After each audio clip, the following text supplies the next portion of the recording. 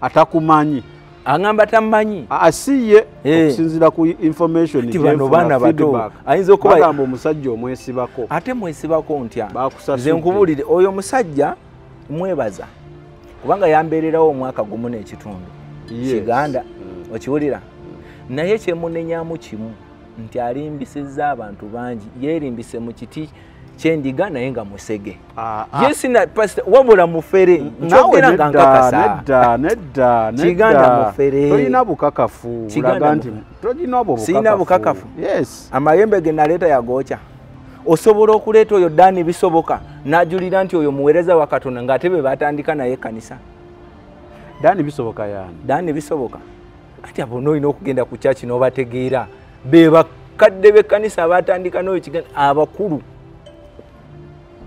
tomuyita Kiganda pastor Kiganda in fact bishop bwe muyite pastor naye nze siraba bwa pastor era kino nkyogera nga ndi mu maaso ga kamera Kiganda si muweereza wa Katonda ensonga bbiri yeekola obufere ku bantu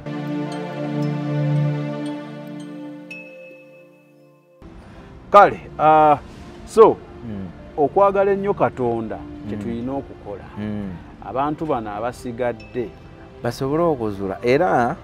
nkola statement n'engamba abantu nti ebigambo byange ebyenjogera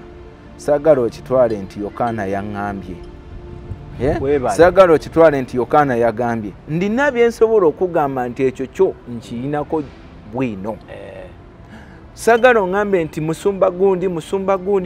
gundi by the way nala ndaba mu comment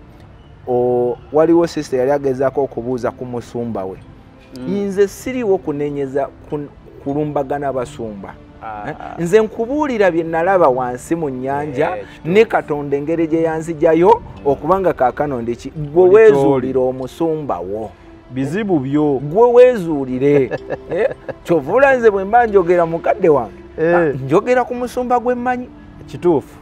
kituufu ndera okwogera newaga nti nze Kiganda gwe nkola ki bw'omanyi ne bw'omuleeta awo njogera naye face to face kubanga amanyi era ndowooza walabe mu comment tulaga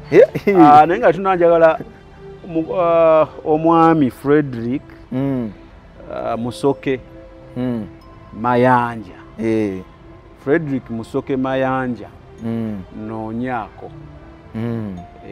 gundi nagizeemu nakoze reply awo nenkuwa ennamba yobo WhatsApp me noonyaako nyina kyenjagala okwogeramuko naawe so obeera nga video eno ogirabye noonyaako bambi kale kakati ku TikTok twateekayoko nina kusomayo Pastor Patrick Mwebe Pastor Patrick Mwebe yagamba oyo Yokaana tumutegedde abasiyazi be bamusasula ani akusasula sebo tewali ansasula ye abasiyazi bani bagamba Pastor Patrick Mwebe kati yagambye tumutegedde antegedde kuki bakoze research ne bakuzuula kati wulira kyekiri kinzirayo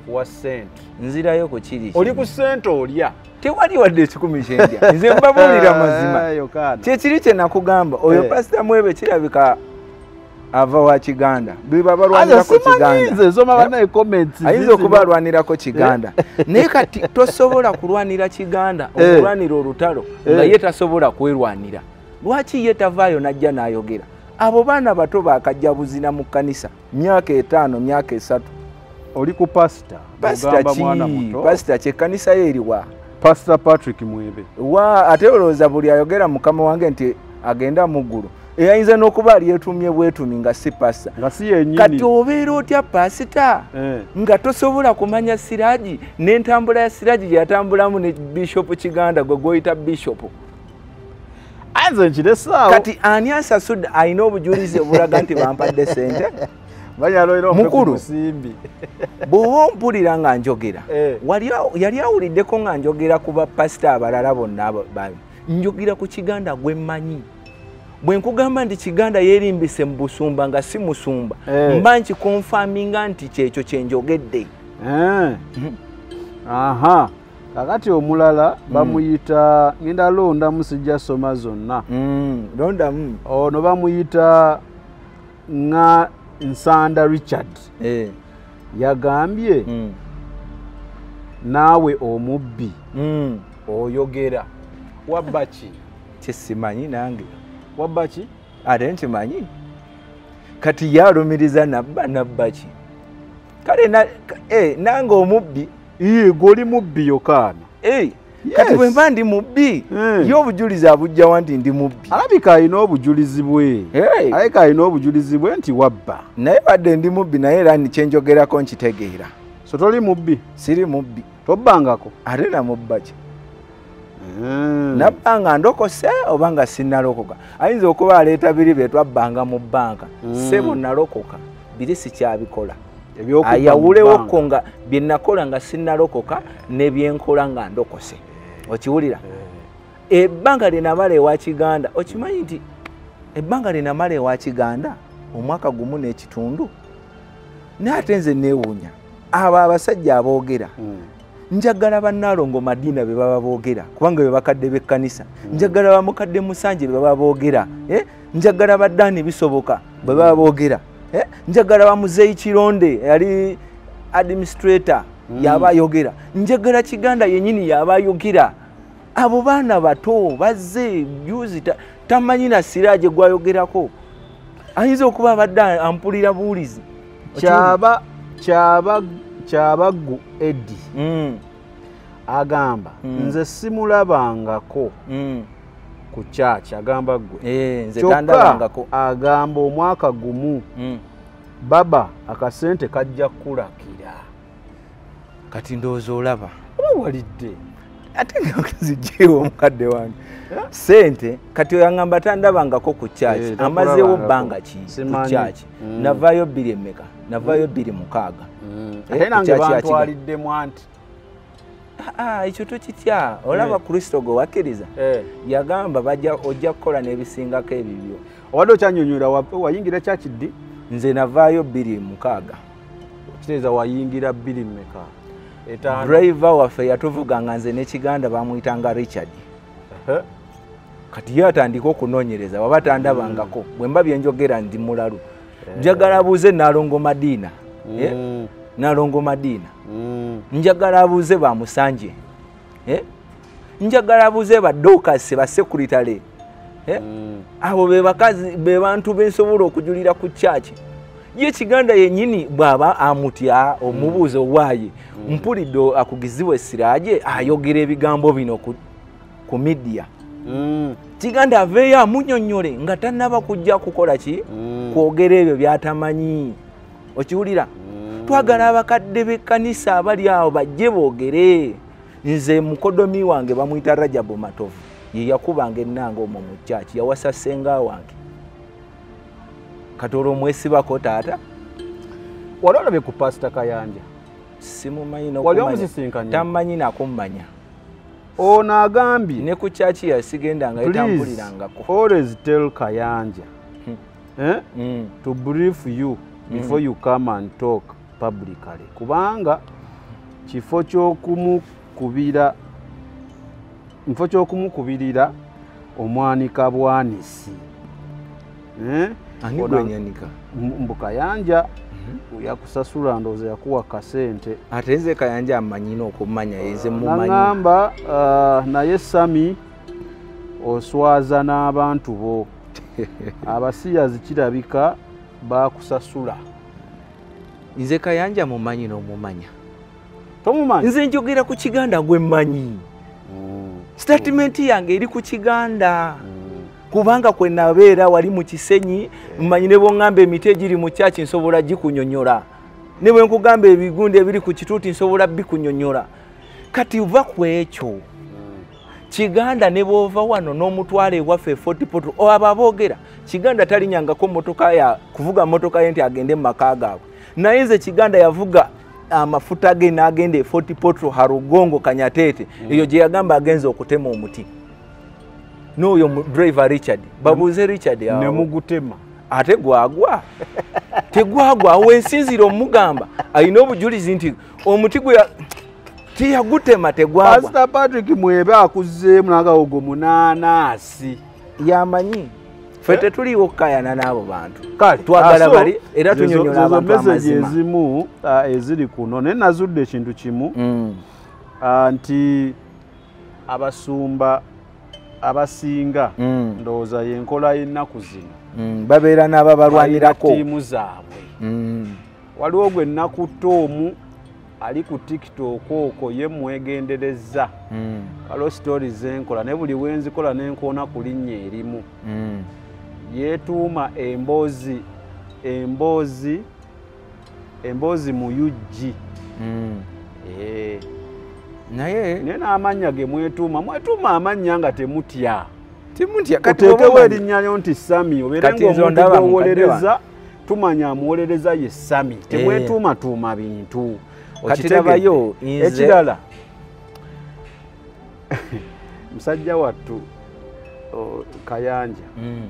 tammanyi nakummanya simulabanga nako maaso ku maaso. Nze tammanyi nakummanya ate simanyi nti alindabako oba wadde okummanya. Anyway, tukiveeko sirina musumba nze gwe njogerako. Omusajja olaba ndowooza ne bano lwaki boogera bye boogera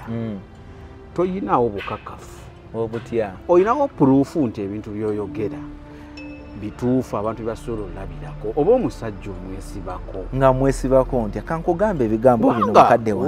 musajja wa Katonda bitya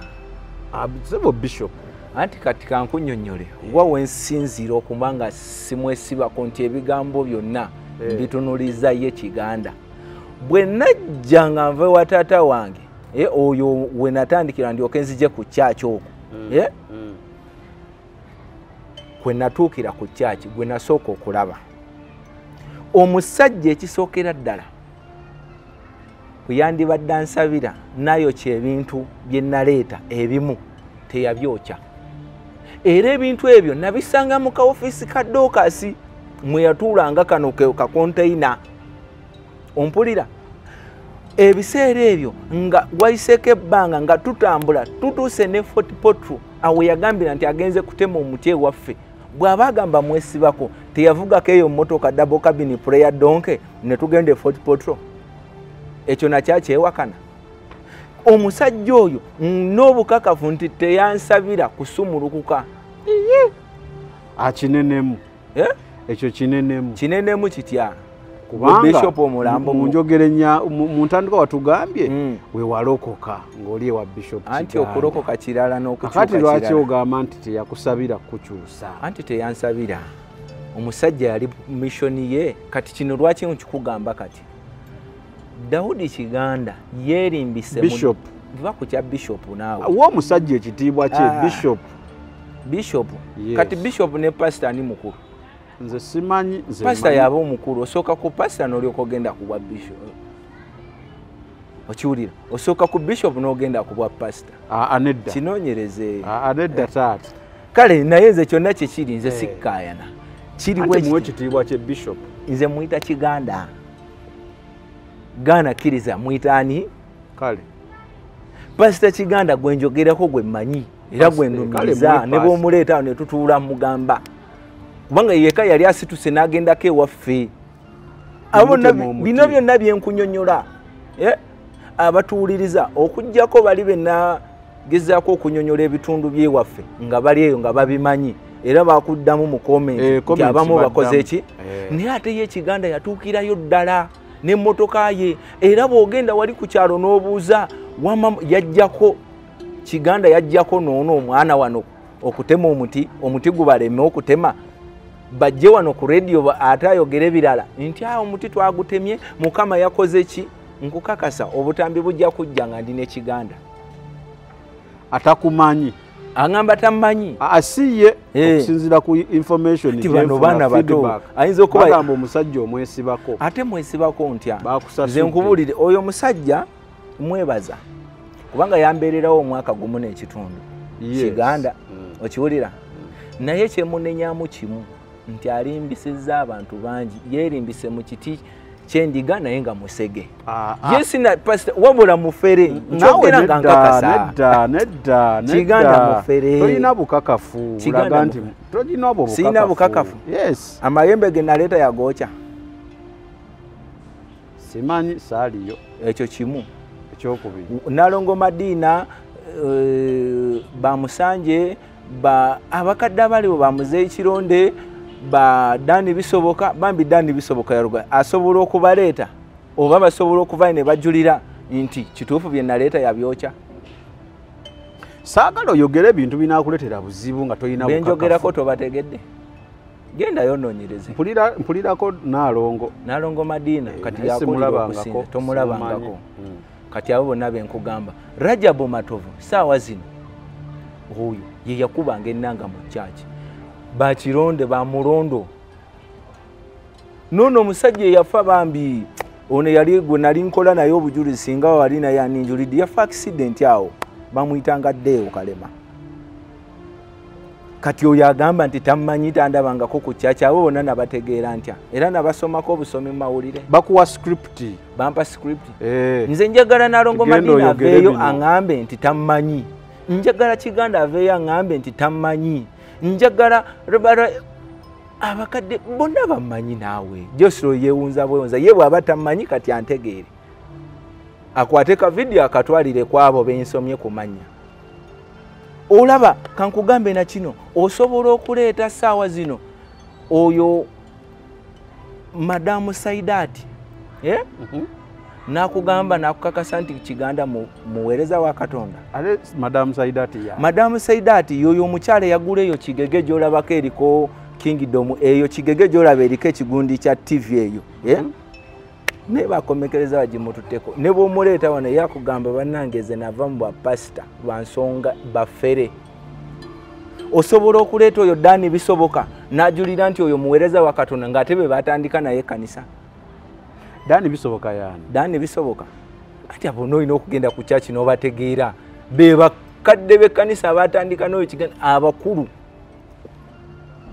tomuyita Kiganda pastor Kiganda in fact bishop bwe muyite pastor naye nze siraba bwa pastor era kino nkyogera nga ndi mu maaso ga kamera Kiganda si muweereza wa Katonda ensonga bbiri yekola obufere ku bantu yalimba abantu nti agenze ewaffe n'atema omuti gwe teyagutema ne sawa ya leero gukyaliwo Katonda yagukuba bukubi n'agumalamu amaanyi n'alimba abantu nti ne mulimba kuba nawe waliko ekyo nakyo neetaaga kukyenenya waliko kubanga twali ku radio era anti jukira oli ye yali antwala esaawa eyo nali mu butamanya naye bwe nazuula amazima nenfuuka wa ddembe nemwesonyiwa kyomulaba saawa zino nvaayo okutegeeza abasigalayo naabo abeera alina kye yakubba si kubba abeera alina byeyakola okufera n'obubbi byanjawulo yakubba ki labayo okufera n'okukubba byanjawulo bamanyi okufera kugwerera mu kubba anti byonna naye kati kiri ate ekitiibwa kiralamu omuntu omufere yayinza okujja n'akuferako awo ettaka nakugamba ngenda kuwa sente nakomekereza nga takuwadde sente nafojinga ebipapula nokomekereza ngo yakubbira kyo muyita omufere anti kati nze ekimuyisire obusufere okimanyi nti omusajja yali alina kunzisa atya lwaki amayembe yagatereka genaleeta byoli mukwogera mukulu Yokana oyo omusajja ayimirira n'angamba lunaku lumu ng'alina omuti nga ogwo omuti tewali abeera nagwo mpozi ng'okkirira wansi mu nnyanja bwe yagendayo okusaba amaanyi awo yatandikira ettutumu ng'anoonya operation cleaning in the house n'agamba ne bamugamba nti wategedde ssebo nti oyo omwana gw'olese mala mukomyawo eno kyovula yayimirira n'angamba nti wategedde twagala oddemu okole ebintu ebyo nga bwe wali obikola tulaga abantu wa Katonda gy'akujje yali takikola nti anumirirwa nnyo nti ayagala oba alumirirwa abantu nti ayagala abalage nti Kristo yandokodde okuviira ku kyaki ye nti yeyo w'amaanyi bw'oyita ono mukutulanjegere ali ekabowa gwe bayita muwanguzi bulanchi ye yagiggula ye yasooka omumanyi kati oyo bw'omuyita saawa zino n'omutuuza awo n'omugambo tiwamasiraje byali bitya yayinza okuba kubanga be basajja abankwatanga abansi bange njegera abo Mukuru njegere mumanyi ali kabo ngoyisiza ku muzikiti nogira ku stage omutegedde bw'oleeta bamusumba muyizi bayinza okugamba nti tebamanyi omusajja nze nkugambye yavuga emmotoka n'atuuka e40 potro omusajja gwe nalyanga naye nga Kiganda tasobola kulya mmere nga sinalya nga Kiganda tasobola kukola kintu nga tanakola nga mubeera ku lusegere kakati ofaaki ate nfaaki ngezaako okugamba bano abantu abasigaddeyo babeere mu kintu kye bamanyi baleme okwerimbika mu ekyo nti bagenze kunoonya Katonda naye nga gwe bamunoonyeza kifo kikyamu kyengezaako okulabula abantu tuli mu kulabula bantu okiwulira ndi mu kulabula abantu omanye emyaka gye natuulira kati kankugambeyo na kino wawulirako omuvubuka gwe bayitanga Bosco oyo Bosco yoyo muvubuka yalinya ku bbaati byaleeta amayembe ge kati kankuwe bwino yagambye ye Pastor Mwebe ndabako Patrick Mwebe ye Patrick Mwebe kati Patrick Mwebe kankubuulire Bosco we yajjira baleeta amayembe bagokyezaawo saawa zino awalinga Sala we yali akoleraawo ensi yonna ng'eraba Bosco omala omulimbalimba nayo kyamayembe ge okubanya nti tebalina Katonda ow'amazima asobola okusigala ng'akuumye Bosco n'abeera ku kyaki nga tafunya buyambi Bosco n'agwa eddalo Bosco yakomekereza afudde yakomekereza afudde oyo omuvubuka yakwata embwa n'aginywamu omusaayi n'alinnya waggulu ne bamukuba amasasi yafa naye Kiganda tasobola kulaga nfaaye naye singa yalina Katonda oyo omwami yandimusabidde singa ne kaakano waali ya Kiganda yakola omulimu gwe guliwa gwe yakola yasabira omuntu n'amugaba kati kiba kiddidde gwe ng'omuntu n'omanyi nti yagenda okufa okimanyi nti wulira taata weefeeko ng'omuntu osobola okukwata omwana ow'omwaka osobola okukwata omwana ow'omwaka ogumu n'omuleka mu nnyumba olwokuba wamuzaala tasobola ekitegeeza bw'omuleka mu nnyumba buba bulagajjavu bwo kati oli omwana yali tannakula mu mwoyo kyeŋŋamba tetuli mu bubiri mu mwoyo okubanga tannakula ono n'amulagajjalira emizimu ne gikomekereza gimusse era kati bw'omubuuza ku bya Bosco asobola bikunyonyola oyo Mwebe abimanyi simanyi Musanje yavuga omulambo saawa nga 2 ez'ekitundu eyo bwino nayo ngiina kati oyo yagiina yebibyo njogera ndowooza Kiganda mpulira lwaki tajja n'abigaana ng'oyo nga tannajja kunnumba asooka alumbe mukama we amubuuze kino na kino kiri kitya na kitya oyo Hadija yali mukazi we gwe yawasa naye sookoleka ogambye pastor bishop omuyise na bishop kati bishop atasonyiwa linda ku bishop atasobola kusonyiwa ekyo tetwakkaanya nanga o bishop nzira ku side ye bishop ayina abakazi babiri nedda ayina omu Bayibe ekkiriza omuntu kasita ayenda kambuzeeyo oli omukazi amwinamu omwana oba tamwinamu aliwa oli egoya oli abayina ayina kati omwana amugamba taata we yaali omwana amugamba taata we yaali bishop nedda sebo omukazi kasita ayenda omuntu yena kasita ayenda naye ng'okimanyi kiva eri ggwe patina omulala okukkiriza either osigale n'omukyalo oyo nkubuzeeyo ekibuuzo omukazi Yesu gwe baamuleetera ng'ayenze nga baali bagenda okuba amayinja yabagamba atya yabagamba atakikolangako yaba asooka okukasuka ejjinja kyogamba omutebendangako ate nze simanyi ye pastor tayendangako nze simanyi sibeerangako naye ontegedde naye kati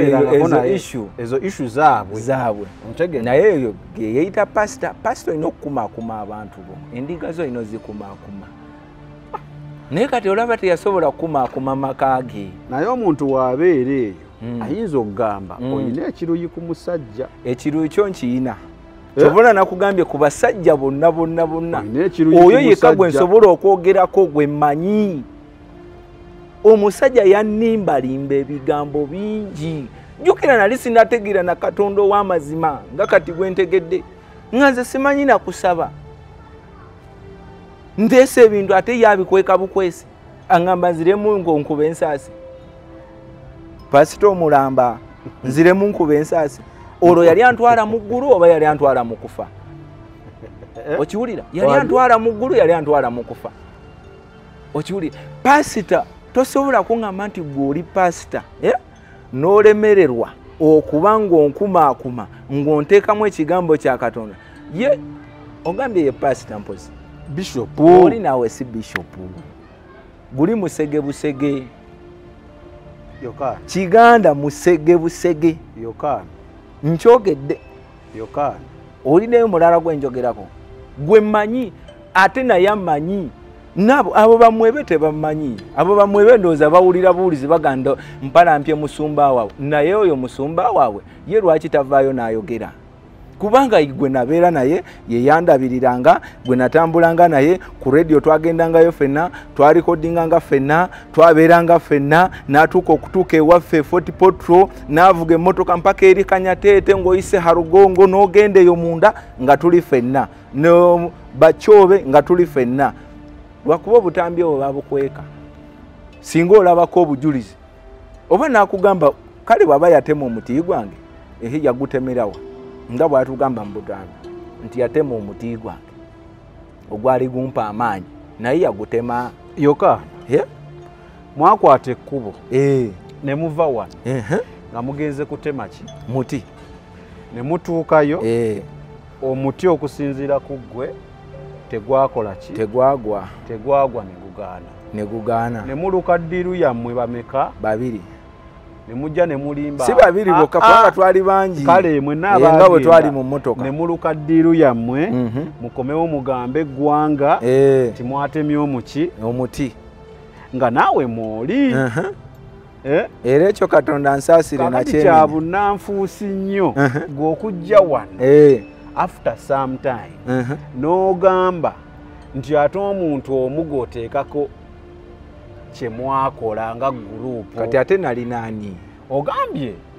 mwali mu gurupu bangi anti bali bakozi be